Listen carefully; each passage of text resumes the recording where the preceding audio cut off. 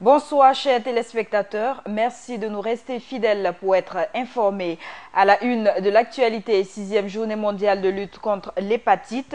L'association SOS Hépatite demande plus d'engagement des autorités sanitaires burkinabées pour l'élimination de cette pathologie.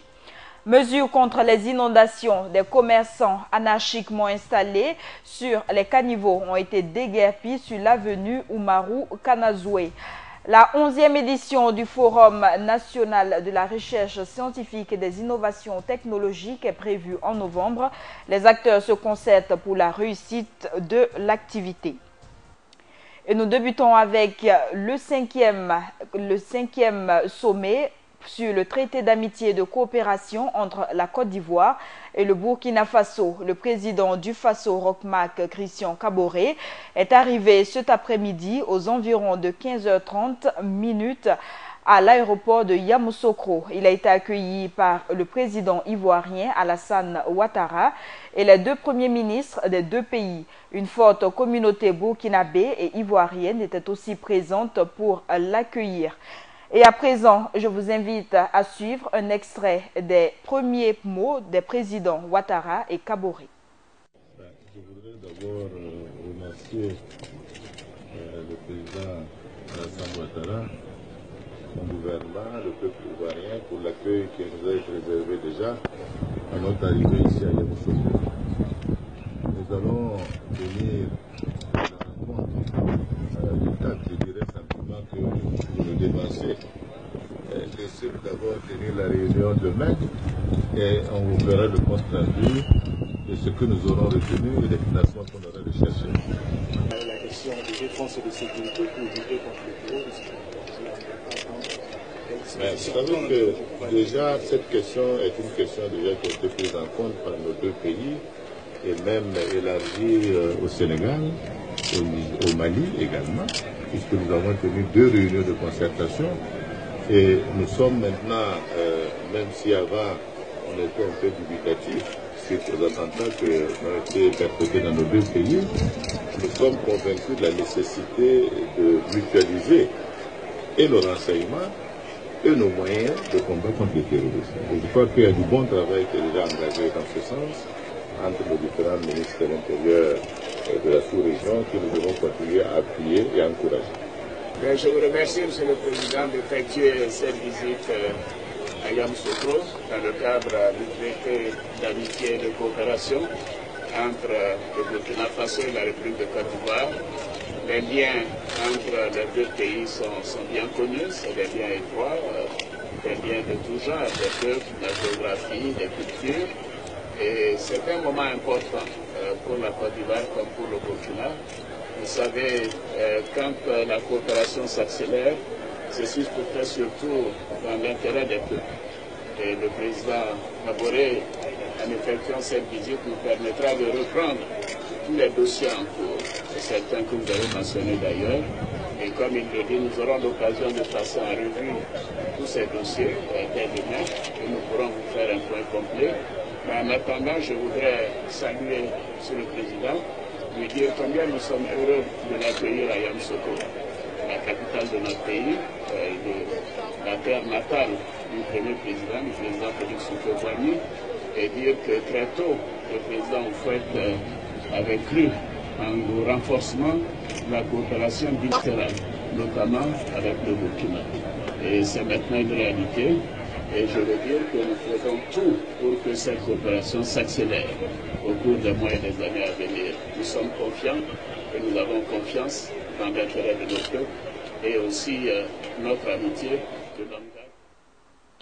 Et juste après son arrivée à Yamoussoukro et en prélude d'une réunion avec la communauté burkinabé ce 28 juillet, Roch-Marc Christian Kaboré, le Premier ministre Paul Kabatieba et l'ambassadeur Mahamoudou Zongo ont eu une séance de travail.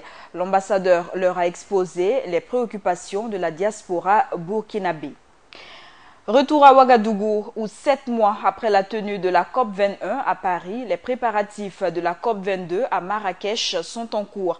La participation du Burkina Faso à cette rencontre internationale et la promotion de l'agroécologie ont été au menu des échanges ce matin entre le président du Faso et le ministre français de l'Agriculture. Le récit avec Mouniratou Guiro Lougui. Échanger avec le président du Faso sur la tenue de la prochaine COP22 à Marrakech et envisager des perspectives de lutte contre le réchauffement climatique, tels sont les objectifs de la visite du ministre français de l'Agriculture ce 27 juillet 2016. D'enclencher la préparation de la COP22 à Marrakech avec les objectifs d'un grand projet qui a été lancé au moment de la COP21 à Paris par la France. Projet qui s'appelle le 4 pour 1000 et qui vise en fait à stocker du carbone dans les sols agricoles et en stockant du carbone dans les sols agricoles à améliorer leur fertilité. Et tout ce carbone qui peut être stocké dans les sols est lié à la photosynthèse et donc c'est autant de carbone en moins dans l'atmosphère. La question de l'agriculture a été abordée au cours des échanges selon Stéphane Le Foll. On a ce qu'on appelle les techniques agroécologiques, c'est-à-dire comment on s'adapte mieux pour produire en agriculture, d'abord aux écosystèmes, en évitant de considérer que c'est les éléments techniques, génétiques, de phytosanitaires qui vont permettre de produire. Ce qu'on cherche avec l'agroécologie, c'est faire en sorte que les modèles agricoles s'adaptent au mieux à toutes les potentialités de chacun des écosystèmes. Et sur cette base, c'est aussi ce que nous allons chercher à faire, c'est développer des activités agricoles qui permettent à des agriculteurs familiaux de pouvoir assurer un équilibre économique à leurs exploitations. La concrétisation de toutes ces initiatives nécessite une bonne coopération entre les différentes institutions, selon le ministre français de l'Agriculture. Une coopération qui soit suivie et renforcée entre les instituts de recherche et les coopérations sont déjà fortes, mais je souhaite, par mon passage, renforcer et surtout donner une impulsion nouvelle à toutes ces coopérations. L'hôte du président du Faso n'a pas passé sous silence les attaques terroristes qui secouent le monde entier et il en appelle à la solidarité et à la vigilance. Après 2 sessions extraordinaires, les membres du Conseil supérieur de la magistrature ont tenu ce matin leur première session ordinaire de l'année 2016. Durant ces travaux, il sera question de l'affectation et de l'intégration de nouveaux magistrats. Le compte-rendu de l'ouverture de cette rencontre avec Samba Kassile Traoré. Il est de coutume que chaque année se tienne une session du Conseil supérieur de la magistrature. C'est ce qui justifie la présente session ordinaire des membres de ce Conseil le 28 juillet 2016. Une session qui se tient dans un contexte particulier, selon la présidente du Conseil supérieur de la magistrature. Depuis la déconnexion intervenue avec la modification de la Constitution en décembre 2015, le Conseil supérieur de la magistrature est présidé par le premier responsable de la Cour de cassation. Donc depuis janvier 2016, c'est la première fois que le CSM se réunit en session ordinaire. Il y a eu 2 sessions extraordinaires, comme vous l'avez entendu tout à l'heure, mais c'est la première fois que le CSM se réunit en session ordinaire, qui sera consacrée au mouvement des magistrats, à l'affectation des magistrats, à l'intégration des nouveaux magistrats et puis au Aussi, le nombre des membres du Conseil supérieur de la magistrature connaît désormais un relèvement, à en croire Thérèse Sanou. Les nouvelles lois organiques relatives au statut de la magistrature et au Conseil supérieur de la magistrature, adoptées à la suite de la tenue des États généraux de la justice et de l'adoption du pacte pour le renouveau de la justice, consacrent le relèvement du nombre des membres du CSM. Ainsi, au terme de l'article 4 de la loi organique portant organisation, composition, attribution et fonctionnement du CSM, le commissaire du gouvernement du Conseil d'État et le procureur général près la Cour des comptes sont désormais des membres de droit du CSM. Un représentant du président du Faso siégera désormais au sein du Conseil supérieur de la magistrature, foi de la présidente. La présidente d'honneur du cadre de concertation nationale des organisations de la société civile CCNOX, Safiatou Lopez, a été auditionnée pour ses propos tenus lors d'un sit-in devant le palais de justice de Ouagadougou le 2 juin 2016. Et c'est au service régional de la police judiciaire à Wemtenga que l'activiste de la société civile a été entendu.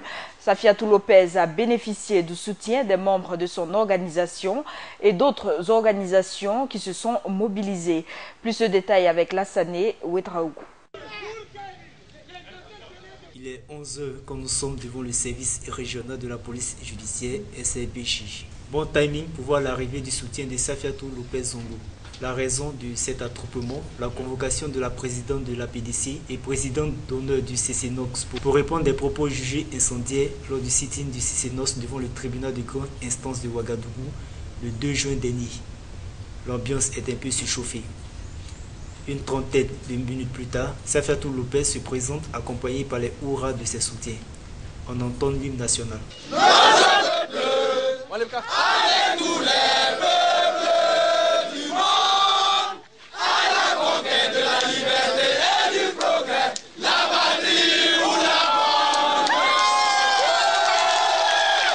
Après l'hymne national, des leaders d'organisations de la société civile venus apporter leur soutien à Safiatou Lopez Zongo attendent impatiemment son avocat qui débouche une dizaine de minutes plus tard.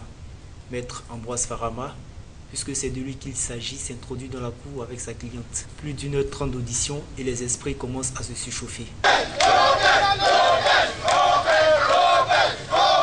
La police a-t-elle compris l'impatience de la foule? Moins de 10 minutes après, Safiatou Lopez et son conseil sortent tout souriants. De ses propos jugés incendiaires, elle campe sur sa position. Par le procureur et aussi par le syndicat des magistrats, j'ai maintenu mes propos et je m'assume. Donc nous avons, en tout cas je les ai dit, que nous ne sommes pas d'accord pour la justice à double vitesse et nous allons toujours dénoncer. Nul n'est au-dessus de la justice et même les magistrats y compris, ils ne sont pas au-delà de la justice. Et il y a aussi des gens qui ont été nommés, cités nommément par des opérateurs économiques et dans des affaires de corruption qui n'ont jamais été poursuivis. Et si c'est pour cela, on peut m'enfermer, on peut me faire tout ce qu'on veut, mais même au niveau de la MACO, je vais toujours dénoncer l'injustice. Pour sa part, Maître Farama reste confiant sur la suite à donner au dossier. En attendant, c'est un soutien de taille qui s'est mobilisé autour de Safiatou Lopez Zongo et n'entend pas faire biche pour la suite du dossier. Autre information, des journalistes ont eu droit à des cours de démocratie. Le révérend Ousmane Koulibaly, président du ministère international du Réveil, face à la presse ce matin, appelé à la préservation de la démocratie dans ce pays. Pour lui, cette notion va de pair avec le bien et la sagesse. Samba Kassile Traoré. La notion de démocratie est la clé de réussite de tout pays. Voilà pourquoi on doit la préserver. C'est du moins ce qu'affirme le révérend Ousmane Koulibaly, président du ministère international de Réveil, au cours d'une conférence de presse le 28 juillet 2016. Et chaque fois que je vois un peuple qui souffre, en faisant mes recherches, je me suis rendu compte que la démocratie est piétinée. Et j'ai toujours dit à tous ceux qui m'entendent que la démocratie puise toujours sa source dans le bien. Tout homme qui agit avec cette règle fera prospérer sa famille, son village, sa nation. Mais dès qu'on se laisse inspirer par le mal, on n'est plus dans la démocratie. En ce qui concerne la démocratie au Burkina Faso, Ousmane Koulibaly la trouve fragile et pense que des actions doivent être menées pour la consolider. Il y a quand même certaines lumières qui vont lui permettre d'être encore plus efficace. Parce que la gestion d'un peuple, non seulement la démocratie, il faut aussi de la sagesse. Une nation s'élève par la sagesse. Et avec les recherches que j'ai faites, les différents rois, le roi Salomon et tous ces différents gouverneurs qui sont passés, je pense que ces éléments que je détiens peuvent aider à marcher sur la voie de la démocratie pour que le pays soit réellement bien développé. Aux gouvernants des différents pays, le révérend pense qu'ils doivent œuvrer pour le bien en installant une base démocratique solide. Éliminer l'hépatite virale d'ici à 2030, c'est l'engagement du mouvement mondial de lutte contre l'hépatite dont est membre l'association SOS Hépatite. Dans le cadre de la 6e journée mondiale de lutte contre l'hépatite, cette association a organisé ce matin une marche du rond-point des Nations Unies au ministère de la Santé. Ils ont remis aux autorités les doléances portant sur la mise en œuvre d'un programme national de lutte contre l'hépatite et la subvention du vaccin. Le reportage de Doumadié Rodrigue Guel. No HEP ou non aux hépatites virales au Burkina Faso. C'est le principal message de l'association SOS Hépatite en cette journée mondiale de lutte contre les hépatites. Pour interpeller les autorités à s'engager plus dans l'élimination de cette pathologie, l'association a organisé une marche qui est partie du rond-point des Nations Unies au ministère de la Santé. La marche, ça a pour objectif de soutenir nos autorités par rapport à l'engagement qu'ils ont pris lors de la 69e Assemblée mondiale de la santé à éradiquer l'hépatite d'ici à 2030. Et puis les encourager à mettre un certain nombre de mesures visant à éliminer l'hépatite virale. Éliminer les hépatites virales d'ici à 2030, c'est la volonté du mouvement mondial contre les hépatites. Pour que cela soit une réalité au Burkina Faso, une recommandation a été formulée et remise au ministère de la Santé. Mettre en place un plan stratégique national de lutte contre les hépatites virales de 2016 à 2021. Impliquer les associations de patients dans les sphères de réflexion et de décision concernant les hépatites virales. Subventionner les vaccins pour les populations clés, notamment l'entourage de personnes souffrant de des hépatites virales, les nouveau-nés. Les représentants du ministre de la Santé, en réceptionnant le document, a promis de les transmettre à qui des droits. Moi, je dirais que l'initiative est louable et à encourager. La suite, c'est le ministre de la Santé qui pourra donner une suite à la déclaration. Moi, je représente le ministre, j'ai reçu la déclaration et je vais le transmettre à qui de droit pour une réponse ultérieure. C'est tout ce que je peux dire sur ce point. Des conférences sur les hépatites virales et une séance de dépistage sont autres activités entrant dans le cadre de cette journée. Comme annoncé, la mairie de Ouagadougou a entamé l'opération de déguerpissement des commerces illégalement installés sur les caniveaux.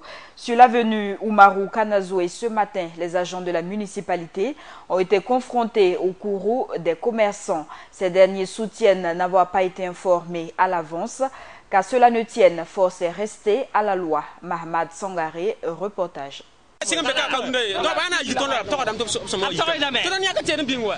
Chaude matinée sur l'avenue Oumarou Kanazoué en ce jeudi 28 juillet 2016. La police municipale venue pour déguerpir les commerçants dont les kiosques sont installés sur les caniveaux a rencontré la résistance de certains d'entre eux. Pour cause, ces commerçants disent n'avoir pas été prévenus de la tenue de l'opération. Si on veut nous on va enlever les trucs là déposés. Personne n'est venu ici. Il faut demander à les voisins là, personne n'est venu ici. C'est dans notre boutique seulement on peut dire, mais personne n'est venu ici. D'accord. S'ils avaient dit nous on enlève ça, il faut on dépose. On est d'enlever déposer puis ils vont venir gâter là, ça s'arrange. Des trucs comme ça, c'est mieux souvent d'informer les gens. Oui, informer les gens quand même. Informer les gens là-bas. Cette opération, de l'avis du directeur général de la police municipale de Ouagadougou, s'inscrit dans le cadre des mesures prises pour faire face aux inondations. Vous savez qu'avec la saison pluvieuse, il y a des inondations que nous constatons actuellement dans la ville de Ouagadougou. Ce qui a prévalu la prise de décision par le maire de la commune de Ouagadougou de libérer les caniveaux afin que les ouvriers puissent procéder au curage de tous les caniveaux dans la ville de Ouagadougou pour faciliter le drainage de l'eau à travers ces caniveaux-là. Donc, raison pour laquelle nous sommes sur Oumarou Kanazoué aujourd'hui pour pouvoir déguerpir tous ceux qui ont construit sur les caniveaux qui ne permettent pas de faciliter le curage de ces caniveaux-là. Ces commerçants victimes du présent déguerpissement vont-ils bénéficier de l'accompagnement de la part de la commune?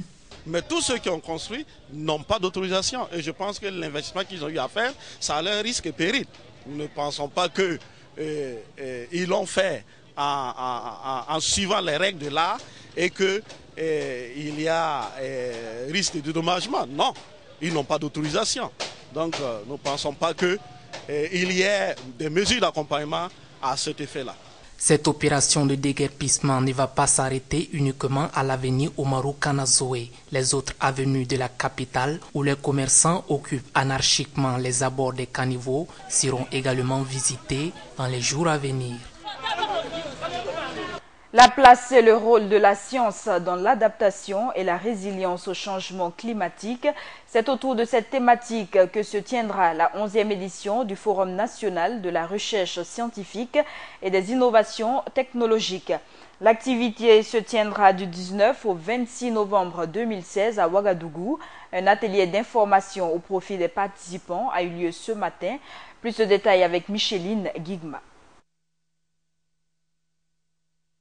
La 11e édition du Forum national de la recherche scientifique et des innovations technologiques FAIRCIT se tiendra du 19 au 26 novembre 2016. Et pour que cet événement soit une réussite, il se tient ce 28 juillet 2016 un atelier de concertation afin de mettre les différents acteurs au même niveau d'information et annoncer les innovations majeures du FAIRCIT 2016. En plus des activités classiques, il y a donc des espaces spécifiques qui ont été créés. C'est quand même une innovation au niveau du FAIRCIT. Et pour occuper ces espaces spécifiques-là, il faut dire qu'un collège scientifique a été mis parce que les œuvres, les innovations seront retenues sur une base compétitive désormais. Il y a aussi comme innovation apportée par le FAIRCIT, c'est de répertorier toutes les œuvres primées depuis les 10 ans et les retenir à travers une vitrine. Comme innovation aussi, nous entendons, la NVAR à travers le FAIRCIT entend instituer, si vous voulez, un jumelage entre les universités, les instituts de recherche et les établissements, en vue en tout cas de susciter la culture scientifique des élèves et des étudiants. Dans un monde frappé par maintes catastrophes dues au changement climatique, il sera question au cours de cette édition de définir la place et le rôle de la science, de l'innovation et de la technologie pour un développement durable des pays touchés par ces fléaux. La problématique des changements climatiques aujourd'hui, c'est une question d'actualité. Tout simplement parce que ces changements climatiques-là conjugués, il faut dire aux facteurs humains, à savoir la déforestation, les brûlures de forêts, les inondations, et peuvent à terme même menacer l'existence humaine, animale et végétale. Donc d'où en tout cas le choix de ce thème-là qui va permettre aux chercheurs de définir le rôle et la place effectivement de la recherche scientifique et de l'innovation dans le processus de développement de nos pays qui sont confrontés à ces fléaux-là. Créé depuis 1994, le FAIRCIT est, à en croire les organisateurs, une opportunité pour les inventeurs et chercheurs burkinabés de faire connaître au public et aux différents secteurs socio-économiques les fruits de leurs travaux. Cap sur Bobo Dioulasso, où les membres de l'association sportive et culturelle des Cavaliers ont rendu hommage au chef de canton Bobo Mandare. Ils lui ont demandé des conseils et bénédictions avant le lancement de leurs activités. Le reportage de Josias Dabiri. Mardi 26 juillet 2016, ce sont plus d'une quarantaine de personnes sur des chevaux qui ont envahi la cour du chef du canton, chef suprême de Bobo Mandare.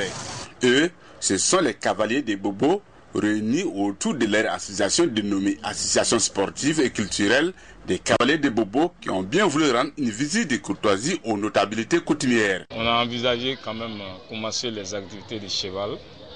Donc on veut quand même passer chez les chefs. On lui présente maintenant notre programme d'activité. De saluer aussi, peut-être pour pouvoir commencer les activités dans une ville, il faut considérer les chefs de la ville. Donc venir quand même présenter quand même les salutations et chercher ces bénédictions aussi. Bénédiction certes, mais aussi une démonstration de cavalerie, surtout de quoi le cheval est capable quand il est bien entraîné.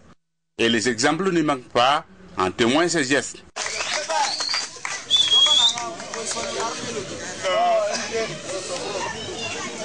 Très bientôt, cette activité qui a jadis été arrêtée avec la CAN 98 et qui avait privé les acteurs d'hippodrome digne de ce nom, va reprendre. Et ce n'est pas la matière qui manque. Actuellement, on a plus de 160 chevaux qui n'ont pas d'activité. Maintenant, on va approcher les autorités politiques avec les programmes. Ça va arriver, comme le maire a fait certains discours que nous on a appris avec lui. Il dit qu'il est là pour tout le monde. Les chefs du canton, entourés de ses ministres guerriers et conseillers, ont prodigué des conseils et des bénédictions à ses visiteurs. Toute chose qui leur sera utile pour le rayonnement de cette activité dans la cité de Sia. L'artiste musicien Tal Mountaga signe son grand retour sur la scène musicale burkinabé avec un 6e album intitulé In Pilo. L'œuvre discographique de 8 titres a été officiellement présentée hier au Mélomanes. L'album est un mixage de plusieurs rythmiques, notamment Peul et Gourounsi. Mahmad Sangari. Du haut de ses 56 ans, Tal Mountaga a à son actif 35 années de carrière en cette année 2016. 35 années émaillées par une riche expérience musicale que l'artiste a cautionnée dans un disque de 8 titres intitulé In Pilo. Il y a 8 titres, je ne peins que ce que je vois. Et je pense qu'on est aujourd'hui au Burkina dans un pays qui était un havre de paix. Et que si nous ne prenons garde, on risque de détruire ce qu'on a mis des années pour créer. Tout simplement parce qu'on refuse de s'asseoir, on refuse de s'écouter. In Pilo est le fruit de la rencontre entre les sonorités des instruments traditionnels du terroir burkinabé et celles des instruments modernes. Donc j'ai mis l'accent sur la rythmique Peul et j'ai fait de la fusion entre la rythmique Peul et la rythmique Gourounsi, le Django précisément. Et quand on écoute cette synthèse-là, on a l'impression de toucher un peu au, comment on appelle, à l'afrobeat ou au naïdia comme les gens aiment le dire aujourd'hui, mais pas jouer sur la caisse claire absolument quoi. Ce 6e album de l'artiste qui marque ainsi ses 35 années de carrière a été enregistré entièrement en live en collaboration avec des icônes de la musique burkinabé dont Bill Akakura, Smarty et des musiciens chevronnés. C'était pour moi un rêve de rassembler toutes ces sommités de la musique burkinabé. Là, je veux parler de Serge qui fait la basse. Tu as Ablozon qui est le batteur titulaire aujourd'hui du groupe Halam, pour ceux qui connaissent, un groupe qui est au Sénégal. Tu as Zoom qui fait des percussions, qui joue le djembé, puis il y a les bendre de Bila Kakura. Et tu as des guitaristes comme Sébastien, comme Issou Diabaté, comme Sangaré. Cette nouvelle trouvaille de Tal Mountaga sera officiellement présentée au public à travers 2 grands concerts, le 6 et le 8 août 2016, respectivement au Paradis des meilleurs vins et à la Mésamine. Actualité sportive à présent, l'Union sportive des forces armées USFA a tenu son assemblée générale biennale ce matin. Ces travaux permettront à l'équipe dirigeante de faire le bilan technique et de la gestion des ressources mises à disposition. Un nouveau bureau sera désigné au terme de cette assise. Ibrahim Zongo. Après 4 années de sursis, l'Union sportive des forces armées USFA tient ce jeudi 28 juillet 2016 son assemblée générale biennale. Une instance qui permettra aux responsables de l'USFA de passer en revue le bilan des 7 sections de l'Union et de procéder à un renouvellement des instances dirigeantes. L'Assemblée générale de l'USFA est d'abord une occasion de rendre compte aux membres de l'association des activités, de la gestion des ressources qui sont mises à disposition et aussi de faire le bilan technique, moral et financier. Nous souhaitons que cette Assemblée générale soit l'occasion et pour chaque membre ici présent d'avoir les informations nécessaires et pour que le conseil d'administration et le comité exécutif qui ont en charge de la gestion permanente de cette association, de cette union, soient donc encouragés dans leur démarche. D'un point de vue général, les responsables de l'USFA se disent satisfaits des résultats de ces 4 dernières années. Mais les récents résultats de la section football laissent à désirer, chose qui serait due à la situation sociopolitique récente du pays, mais les responsables comptent bien relever la pente. C'est vrai que l'USFA a engagé depuis longtemps. Cette année, nous avons 7 sections sportives qui ont compéti aux différentes activités au plan national. Et vous savez, le contexte national sur le plan sécuritaire qui a contraint aussi les forces armées nationales à être déployées par-ci par-là. Ceci a été un handicap pour mobiliser pleinement les ressources humaines au profit de la section football. C'est vrai, nous sommes déçus des résultats de la section football dans cette saison sportive, mais nous comprenons aussi en quoi cela peut être lié. Somme toute, le président du conseil d'administration de l'USFA entend, de concert avec les responsables de la section football et de l'ensemble de l'Assemblée générale, travailler afin que l'USFA renoue avec ses anciennes performances.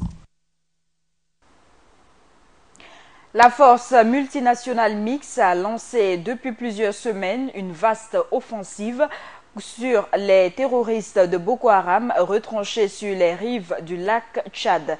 Cette force regroupe 5 armées de la sous-région, notamment celui du Niger, du Bénin, du Nigeria, du Tchad et du Cameroun.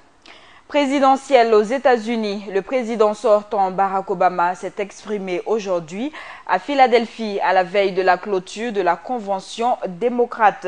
Durant son discours de près d'1 heure, il a dressé le bilan des 8 années passées à la Maison-Blanche. Barack Obama a invité ses concitoyens à rejeter le cynisme, à rejeter la peur et d'élire Hillary Clinton comme la prochaine présidente. Et demain, ce sera au tour d'Hillary Clinton de s'exprimer. C'est la fin de ce journal. Merci à tous de l'avoir suivi. L'information continue sur Burkina Info.